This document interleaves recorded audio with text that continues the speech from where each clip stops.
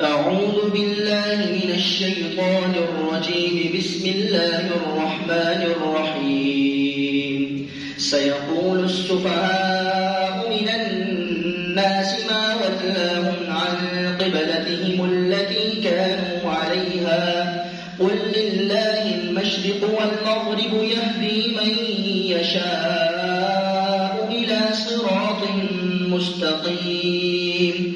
وكذلك جعلناكم أمة وسطا لتكونوا شهداء على الناس ويكون الرسول عليكم شهيدا وما جعلنا القبلة التي كنت عليها إلا لنعلم من يتبع الرسول ممن ينقلب على عقبيه وإن كانت لكبيرة إلا على الذين هدى الله وما كان الله ليضيع إيمانكم إن